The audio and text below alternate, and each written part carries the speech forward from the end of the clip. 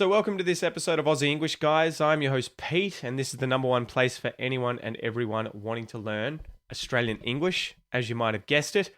Today, we're going through my top 10 Aussie films, classic Aussie films to watch if you are learning Australian English. Let's start. Number 1, Mad Max. This came out in 1979. It is a gritty dystopian action film set in a lawless post-apocalyptic Australia. It follows a highway patrolman seeking justice after his family is attacked by a violent gang.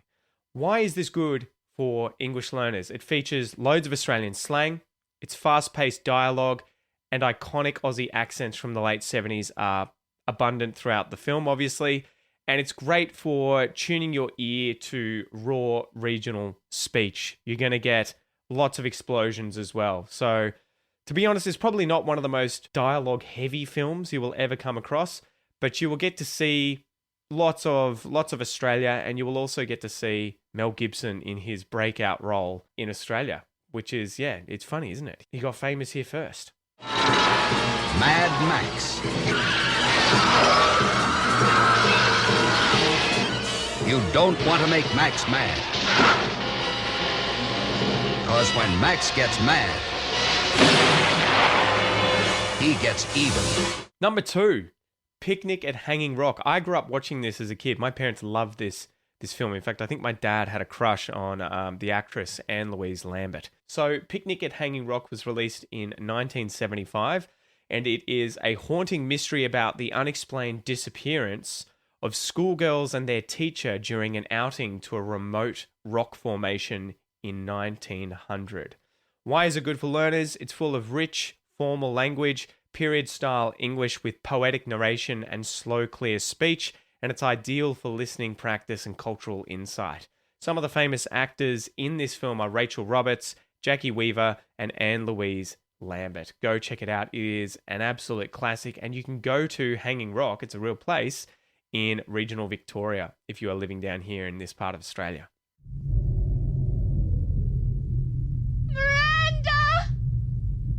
Miranda, don't go up there! Come back! Number 3, guys. Number 3, Gallipoli. Another classic, and another one with Mel Gibson in it. 1981 is when Gallipoli came out. This is a moving war drama that follows 2 young men from rural Western Australia who enlist to fight in World War I and are sent to the Gallipoli front. It's good for learners because it combines rural and urban Australian accents. It's got lots of historical vocabulary and cultural themes central to Australian identity in it as well. Gallipoli is a huge part of our culture in Australia. Pretty much every Australian who's born and raised here is going to know what Gallipoli was, what happened there, and how that period was kind of the beginning of the Anzacs, right? The Australian New Zealand Army Corps. So definitely check out Gallipoli. In fact, I think I noticed it up on YouTube for free, so you may be able to find that if it is still listed. It has Mel Gibson in it. It also has Mark Lee and Bill Hunter. Unload. Nothing up the spout. We're going in with the bayonet. Steady, lads. Wait for it.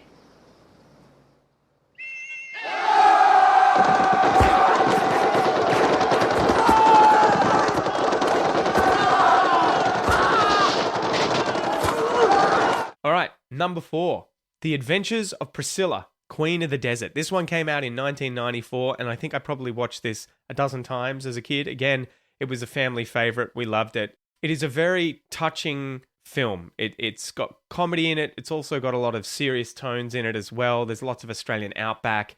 It's just a beautiful movie. So definitely check out The Adventures of Priscilla, Queen of the Desert. It is a colourful road trip film about 3 drag performers travelling across the Australian outback in a bus named Priscilla. Why is it good for English learners? It exposes learners to a variety of Aussie slang, humour, and regional accents, and it's great for understanding Australian LGBTQ+ culture and wit. Famous actors like Hugo Weaving, Guy Pearce, and Terence Stamp in this film, so you should recognise some faces. Who's going to show me the sights? Be my pleasure. Oh. So how about it? Well, I suppose a fuck's now out of the question. Number 5, Muriel's Wedding. Nah, Muriel, you're terrible. There's so many of these lines from these different films that if you watch them, you will learn and you'll start hearing Australians using them. So Muriel's Wedding was released in 1994. It is a heartwarming and quirky comedy about, you guessed it, Muriel, a socially awkward young woman who dreams of love and a glamorous wedding. It's great for English learners because it showcases suburban Australian life. You get everyday expressions and emotional, expressive speech, and it's great for vocabulary and tone. Famous actors like Toni Collette, Rachel Griffiths, and Bill Hunter can be seen in this film as well. So again, you should recognize some faces. People invite us to parties and they know we'll just have a good time. We're mad. Party, party, party. That's our image. You know what I mean. We're mad. We don't want you hanging around us anymore. Number 6, another Aussie classic that I love, Strictly Ballroom. Again, I probably watched this a dozen times as a kid as well. This one came out in 1992. It's a romantic drama about a rebellious ballroom dancer who challenges tradition by dancing his own steps with an unlikely partner. Why is it good for learners? It features clear dialogue, Aussie humour, themes of self-expression, and a good mix of formal and informal speech. And the other aspect that I really like about it is it combines different cultures. You get this kind of like Australian culture combining with, I think the female actress is meant to be from Spain and like lots of Spanish kind of culture and dancing in there and her family life and everything. So it's a really nice little window into that world, that sort of conflict between different groups in Australia at that time and how they saw each other. Famous actors in it are Paul Mercurio, Tara Morris, and Bill Hunter again. I keep asking myself why. Did I do something wrong? Did I fail him as a mother?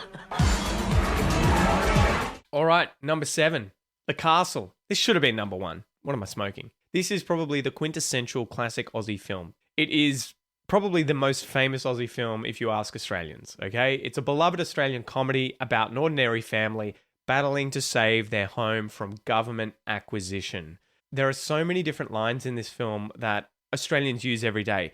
Tell him he's dreaming. That's going straight to the pool room. There's a whole bunch. Daryl dug a hole. There's so many of these. So if you watch this film, you're going to learn a heap of these types of pop cultural references that you can whip out and use with other Australians and get that kind of like, oh, you've seen The Castle look from people. Why is it good for learners? It's packed with iconic Australian idioms, deadpan humour, and working class Melbourne speech. It's ideal for learning expressions still used today in Aussie English, and it has famous actors Michael Caton, Eric Bana, and Anne Tenney in it. And I think this was one of Eric Bana's first sort of serious movie roles as well. Last night I had a visit from some hired thug. Yeah, me too. What do you mean, you too? A man, he come to my house, and he say, stop with the court business. If no stop, he have friend who come and beat me. And I say, you have friend? I have friend.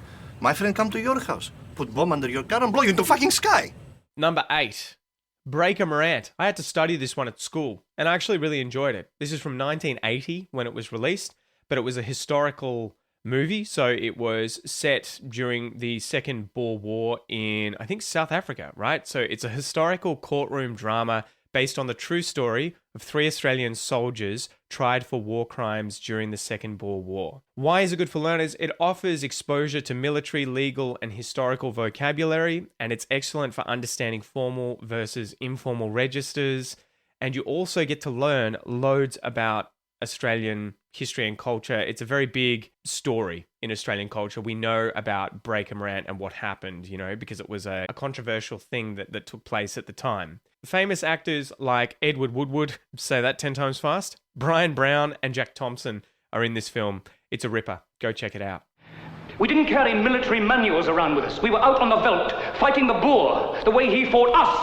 I'll tell you what rule we applied, sir. We applied Rule 303. We caught them, and we shot them under Rule 303. Number 9, Chopper. This was Eric Bana's breakout film. This is where he really made a mark, I think, and got noticed. Prior to that, Eric Bana, the actor, he was in some comedy shows. He was in The Castle as a minor role, and he wasn't really a big name by any stretch of the imagination. After this film, everyone knew who he was because of the physical transformation that he went through. He put on a lot of weight for the second half of the film, and also the way that he completely transforms himself into the character of Chopper. So Chopper is a gritty, darkly comedic crime biopic based on the life of infamous Australian criminal Mark Chopper Reed. The film explores his violent rise to notoriety, his time in prison, and his unique perspective on fame, loyalty, and crime. And it is one of those movies where the more you watch it, the more you pull out of it, the more you get. You know, you watch it the first time and you're kind of like, oh, okay. And then you watch it the second time and it's sort of like, wait, is this what's actually happening? Or is this what the main character is imagining is happening? So it's a very good film. Why is this good for learners? It offers intense exposure to broad Australian accents, slang, and street-level language. It's great for advanced learners wanting to understand Australian humour, irony, and how language reflects class, culture, and bravado. But it's not for the faint-hearted. It has strong language and violence throughout the movie. And it has the famous actors Eric Bana, Simon Linden, and David Field in this movie. I'll tell you what. You try getting from where you're sitting to the front door. Because I reckon I could shoot you from where you're sitting to the front door. Because that's about as long as you've got to produce some money for me right now. I'll give you 20 seconds to produce some cash, or I'll fucking shoot you. 1, 2, I've got no 3. cash, mate. 4. All right, and number 10. Drum roll, please. Number 10 is Crocodile Dundee. It's Crocodile Dundee, guys. This came out in 1986. And it is similar to The Castle, a quintessential Aussie film that every Aussie is going to know, and is probably the film that most Americans would think, oh, that's Australian. I would imagine. Maybe that's older Americans now. The younger ones might have something else. So Crocodile Dundee is a fish out of water comedy where a rugged bushman from the Australian outback visits New York City for the first time. Why is it good for learners? It's perfect for hearing contrast between rural Australian English and American English. It features classic Aussie slang, cultural humour, and the whole point of the film is kind of contrasting the differences in language and culture between Americans and that rural, broader Australian English. And so it's just a brilliant film. You get to see lots of Australian outback, lots of animals, obviously crocodiles. You get to also experience the inner city of New York and what the fast-paced life is there, and the sort of comedic contrast between the two, with the female reporter who comes to the outback and is sort of a fish out of water, and then the outback guy, Crocodile Dundee, who goes to New York and is a fish out of water there. So the famous actors in this film are Paul Hogan, Linda Kozlowski, and Mark Bloom. You got a light, buddy? Yeah, sure, kid. There you go.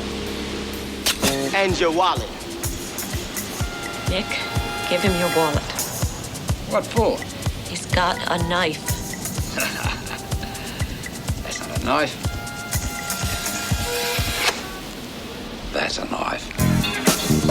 So go check those films out, guys. Definitely start with that if you're looking for 10 classic Aussie films to use to learn Australian English or to just learn more about Australia. And if I've missed any that you think should have been on the list, put them in a comment below and maybe I'll have to make a second video. But anyway, I'm Pete. This is Aussie English. Thanks for joining me.